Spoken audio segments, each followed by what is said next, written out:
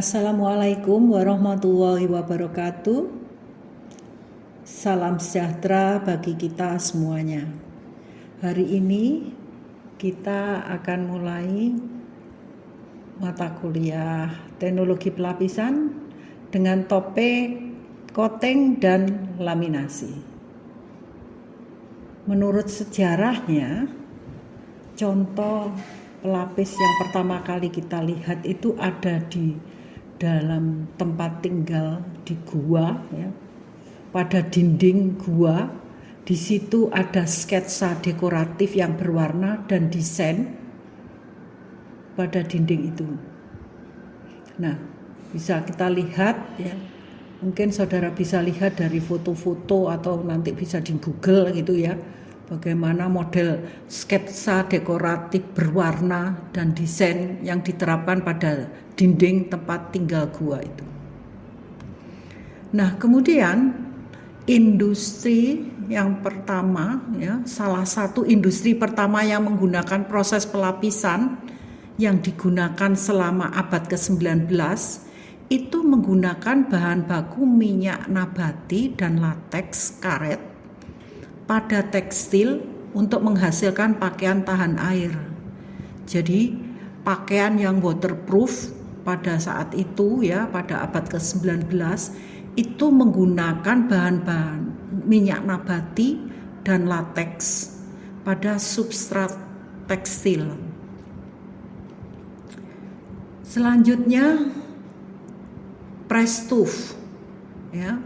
Penemuan press-tooth itu kulit sintetis pertama yang dibuat di Jerman pada abad ke-19. Press-tooth ini terbuat dari pulp kertas yang diolah secara khusus. Press-tooth ini tahan lama dan mudah disesuaikan untuk digunakan sebagai pengganti kulit. Saudara bisa lihat di sebelah kiri itu contoh gulungan hasil dari kulit sintetis yang namanya press-tooth. Kemudian di bagian tengah itu produk jadi press-tooth yang telah dibuat untuk tempat pistol. Kemudian berikutnya di situ press-tooth yang dibuat sebagai dompet. Itu contohnya seperti itu. Penemuan berikutnya itu ada yang dibuat dari lapisan plastik poliuretan pada lapisan dasar berserat yang biasanya polyester, ini disebut poromerik. Nah, istilah poromerik itu diciptakan oleh DuPont sebagai turunan dari istilah porous atau berpori dan polimerik. Bahan polimerik pertama adalah Corfam DuPont. Itu diperkenalkan pada tahun 1963 di Chicago Suzhou. Corfam adalah pusat pavilion DuPont di pameran dunia New York tahun 1964 di New York City. Dilihat di situ ada dua gambar sepatu, ya. Itu yang dibuat dari lapisan plastik. Jadi sepatu ini Anda lihat untuk mengkilap itu biasanya dilapisi dengan poliuretan. Nah, sepatu ini biasanya dikenakan ketika musim dingin, ya, banyak salju di situ. Karena ada lapisan plastiknya ini sehingga air atau salju ini tidak bisa menembus ke dalam kulit kita atau ke kakinya yang menggunakan sepatu itu. Di sebelahnya itu juga sepatu yang diberi lapisan ini plastik, ya, yang dibuat poromerik ini. Imitasi atau kulit sintetis bisa dibuat dengan cara melapisi dasar kain dengan plastik. Kain dapat dibuat dari serat yang alami atau serat sintetis yang kemudian dilapisi dengan lapisan polivinil klorida yang lembut. Kulit imitasi digunakan dalam penjiritan buku dan umumnya digunakan untuk casing kamera pada abad ke-20. Dari gambar saudara bisa melihat itu orang lagi melapisi, ya, dalam penjilitan buku, ya. Di situ digunakan untuk bagian depannya itu ya. Jadi covernya buku itu biasanya menggunakan kulit sintetis itu.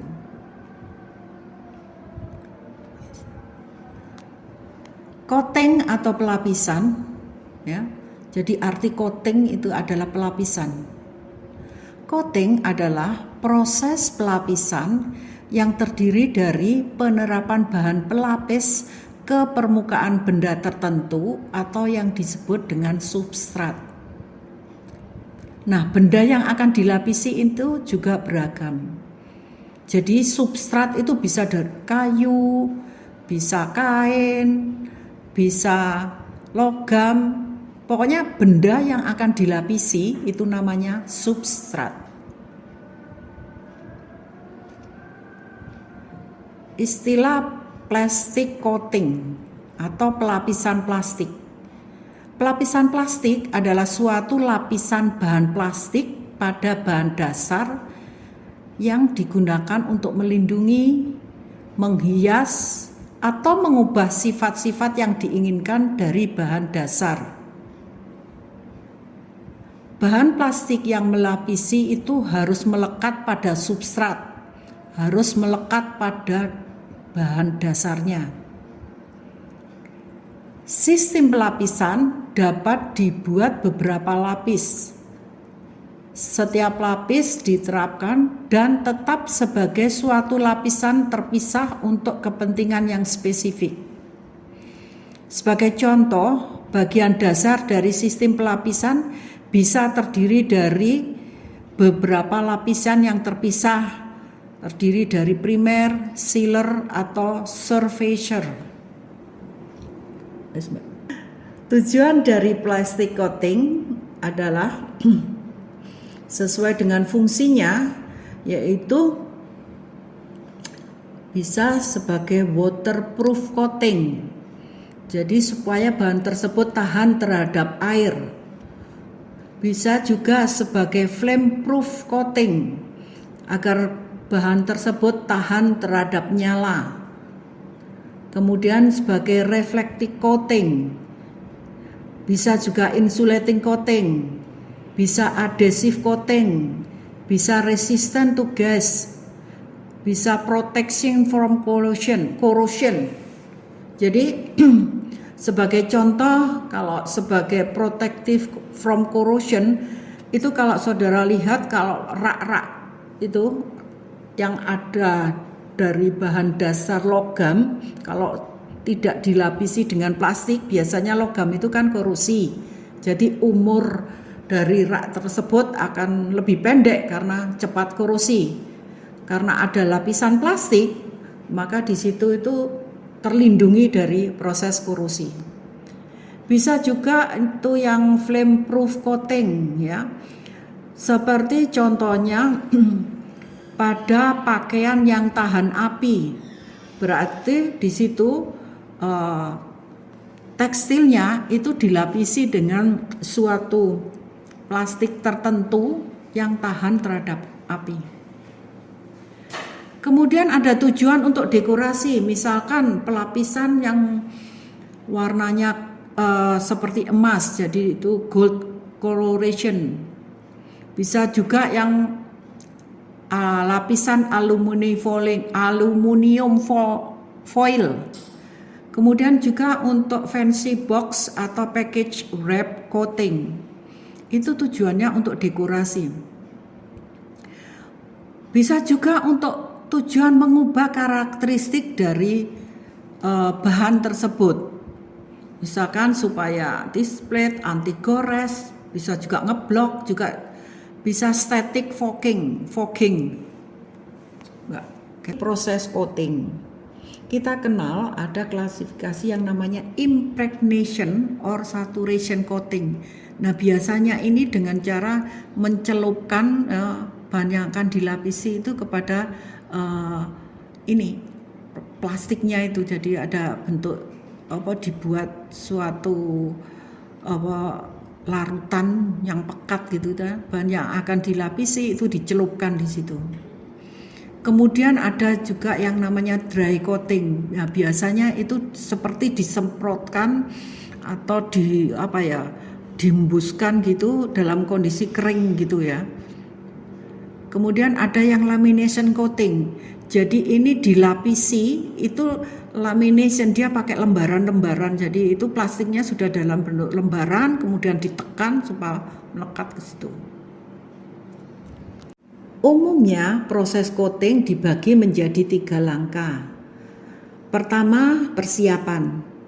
Biasanya dilakukan dengan menghilangkan kontaminan seperti noda dan kotoran. Jadi misalkan di situ ada kayu yang akan dilapisi dengan plastik, kayunya itu permukaannya itu harus benar-benar bersih, bebas dari noda dan kotoran. Selanjutnya aplikasi coating. Setelah persiapan permukaan, bahan pelapis diterapkan pada substrat menggunakan berbagai metode. Nah, coating biasanya diterapkan pada beberapa lapisan, dimulai dengan lapisan utama, diikuti oleh lapisan berikutnya. Jadi ini ada lapisan dasar atau lapisan atas dan lapisan akhir. Metode yang digunakan bisa dengan cara deep coating, ya, jadi dicelupkan gitu ya. Kemudian pakai roller, jadi ada roll yang bergerak gitu. Bisa juga dengan elektrodeposisi. Bisa juga dengan cara spray proses, spray to spray, disemprot, jadi proses penyemprotan gitu ya. Nah, tahap berikutnya atau langkah berikutnya adalah curing. Mekanisme untuk memulai proses curing umumnya mencakup oksidasi suhu lingkungan, reaksi kimia dengan komponen lain, atau pemanggangan dalam oven. Jadi curingnya itu biasanya seperti itu. Ya. Gambar berikut ini adalah hasil akhir dari proses coating yang menggunakan prinsip disemprot. Ini pakai powder ya, powder coat ya. Ini pakai ini. Jadi substratnya ini logam ya, kemudian disemprot ya pakai ini bahan plastik, disemprotkan ke sini. Berikutnya ini juga yang menggunakan metode spray ya. Itu gambarnya seperti ini ya. Ini juga pada logam ya, yang disemprot ya, dicat ya, seperti ini. Nah, sekarang metode untuk membuat kulit sintetis ya. Proses coating menggunakan roll seperti ini. Anda lihat di sini ada 2 roll yang bergerak. Inilah roll pertama ya. Kemudian di sini ini ada roll yang kecil ya. 3 roll ya. Jadi 1 bergerak ke sini ya. Kemudian di sini ada release paper. Sehingga release paper itu gerak ke sini nih. Kemudian yang roll ini itu tercelup plastik, jadi cairan plastiknya di sini. Ini bergeraknya berbeda sehingga release paper ini ketika bergerak ke sini dia akan bersentuhan dengan roll yang telah terlapisi ini plastiknya ini, sehingga release paper yang bergerak ke atas ini sudah terlapisi oleh plastik yang dari sini. Nah, di sini nanti ketebalannya itu diatur dari mata pisaunya yang ada di sini. Seperti itu. Ya. Jadi pembuatan kulit sintetis dengan menggunakan metode coating digunakan untuk melapiskan pasta PVC pada release paper dan kain. Ya, jadi release paper di sini ya. Nanti terakhir kainnya, setelah beberapa lapis kemudian diganti masuk ke kain. Jadi nah, pelapisan dapat menggunakan metode spread atau roll coating. Nah, ini kebetulan gambar ini pakai roll coating. Jadi roll yang bergerak di sini ini roll coating. Coating dapat dilakukan dengan bantuan roll atau pisau. Dari ini ada pisau, mata pisaunya ini untuk mengatur ketebalannya. Proses coating dengan menggunakan metode reserve roll coating, lapisan seragam dari pasta dibentuk pada permukaan satu roller melalui kontak dengan pasta. Jadi ini plastiknya itu dalam bentuk pasta di sini. Pada kulit sintetis, saudara lihat ini gambar penampang kulit sintetisnya. Jadi nanti release paper itu nanti ada di bagian dasar ini. Kemudian di sini ada namanya lapisan atas. Nah, lapisan atas biasanya ini atau lapisan atas ya dari release paper, lapisan atas, kemudian ada lapisan dasar. Kemudian ada backing cloth. Backing cloth ini adalah substratnya. Jadi di sini kainnya. Jadi untuk menempel nih. Nah, agar supaya lapisan atas ini bisa nempel pada backing cloth, maka di sini ada lapisan dasar. Jadi lapisan dasar ini adhesifnya. Jadi cairan adhesifnya. Nah, lapisan atasnya yang namanya top coat ya ini nanti yang resin PVC atau PU-nya. Jadi plastiknya itu ini. Nah, nanti release papernya diambil kan, yang namanya release paper, diambil release papernya ya tinggal 3 lapisan ini nanti kita lihat. Jadi nanti yang tampak pada permukaan ini ada nih yang lapisan atas. Ini yang PVC atau PU-nya, kemudian di tengah-tengahnya itu lapisan dasar, di situ adhesifnya, kemudian bagian bawahnya ini backing cloth atau kain, ini sebagai penyangganya. Itu.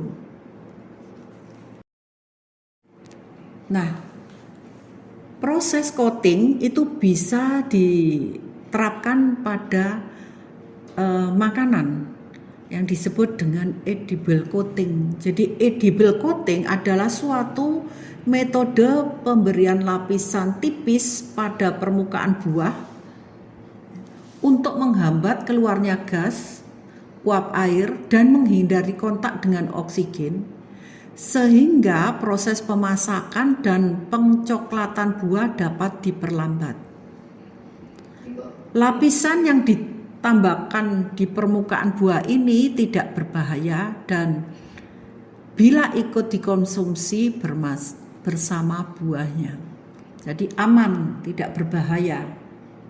Ini gambarnya ya. Jadi coating pada buah seperti ini. Di sini ada apel, kemudian dilapisi ini suatu cairan tertentu. Jadi yang jelas ini yang edible ya, sifatnya itu lapisannya itu edible, dapat dimakan. Jadi tidak berbahaya. Berikutnya kita bahas mengenai plastic lamination atau laminasi ya. Laminasi adalah proses penggabungan 2 atau lebih lapisan. Bisa lapisan film, bisa kertas, dan bisa juga foil bersama-sama dan merekatkannya menggunakan perekat atau dengan menggunakan panas. Ini contoh gambar dari hasil produk laminasi. Ini ada kertas ya, kemudian dilaminasi menggunakan lapisan film dari plastik ya. Ini contoh yang saudara lihat itu di KTP saudara atau ijazah saudara biasanya kan dilaminasi, istilahnya kan gitu, dilaminasi dengan plastik supaya nggak rusak ya. Ini tujuannya untuk melindungi agar supaya kertas tersebut tidak rusak karena tidak terkontaminasi langsung dengan oksigen. Berikut kita bahas mengenai polimer pembentuk film ya. Dalam proses laminasi tadi itu kan dari menggabungkan dengan lembaran-lembaran film ya. Nah, film ini itu kan dari plastik ya. Plastiknya bisa dari polyolefin, bisa dari low density polyethylene, bisa dari high density polyethylene, bisa dari polypropylene, Bisa dari turunan vinil yaitu pakai polivinil klorida, bisa dari polimer golongan stiren dan kopolimer seperti polistiren, high impact polistiren, kemudian bisa dari polimer akrilat misalkan polimetil metakrilat, bisa dari poliamida misalkan nilon, bisa dari fluorokarbon, politetrafluoroetilen, contohnya teflon. Itu alat masak ya, panci-panci atau wajan yang dilapisi teflon itu kan supaya anti lengket ya. Itu pakai politetrafluoroetilen atau yang disebut teflon. Bisa juga pakai polifluorotrifluoroetilen. Bisa menggunakan poliperfluoroetilen propilen. Bisa juga pakai polikarbonat, bisa juga pakai PU atau poliuretan, bisa juga pakai polieter.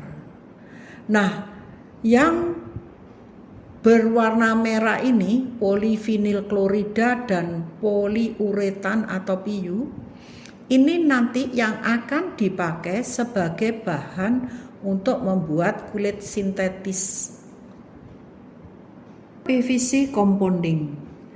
Semua plastik yang disebutkan di atas yang dipergunakan untuk coating itu dapat secara langsung digunakan yaitu sebagai resin padat tanpa melalui proses compounding kecuali PVC.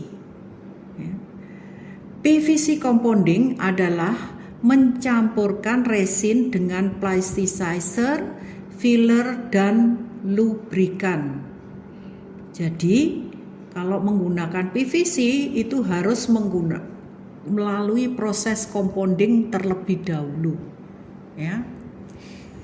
Nah, PVC compound untuk keperluan tertentu itu bisa mengandung bahan-bahan stabilizer, bahan pembantu proses, bahan antistatik, bahan pengembang, bahan antimikroba, modifier, UV absorber, dan lain-lain. Formulasi. Beberapa hal yang harus diperhitungkan dalam memilih formula yang cocok untuk compounding PVC antara lain. Pertama, kondisi proses dari kompon. Kedua, penggunaan akhir dan harga jual dari produk akhir. Ini harus kita hitung dulu ya. Jangan supaya pabriknya itu rugi. Kemudian kita lihat peralatan proses yang ada.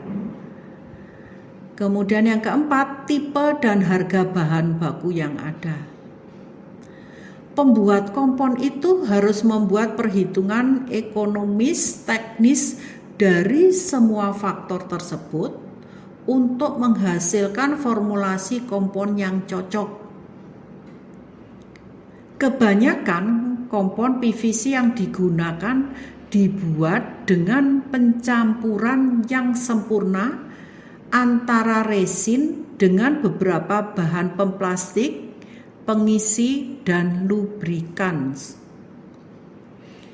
Kompon PVC untuk keperluan tertentu bisa mengandung selain bahan-bahan tersebut di atas, seperti ditambahkan stabilizer, processing aids, antistatic agent, blowing agents, antimicrobial agent, modifier, UV absorber, dan lain-lain. Resin.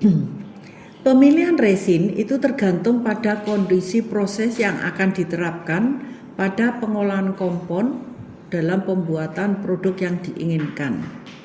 Dan juga sifat-sifat yang akan diperlukan dalam produk yang akan diproduksi. Dalam aplikasi fleksibel seperti kain, kulit, resin dengan K value yang lebih tinggi itu lebih disukai karena kekuatan tarik dan pemanjangan yang lebih tinggi yang diperlukan. Dalam aplikasi PVC kaku seperti lembaran kaku, nilai K value yang rendah, medium atau low K value itu digunakan karena resin K value lebih tinggi itu membutuhkan suhu pemrosesan yang lebih tinggi, meningkatkan resiko degradasi dan kebutuhan akan peralatan yang canggih. Dalam kasus plastisol digunakan resin PVC grade pasta saja atau dalam kombinasi resin grade suspensi. Lembaran kaku dan lembaran fleksibel yang dibuat menggunakan proses kalender memerlukan resin grade suspensi, dan untuk aplikasi powder coating digunakan resin massal dengan nilai K value yang sangat rendah. Mengenai nilai K value nanti akan dibahas lebih lanjut oleh Bu Indri ya.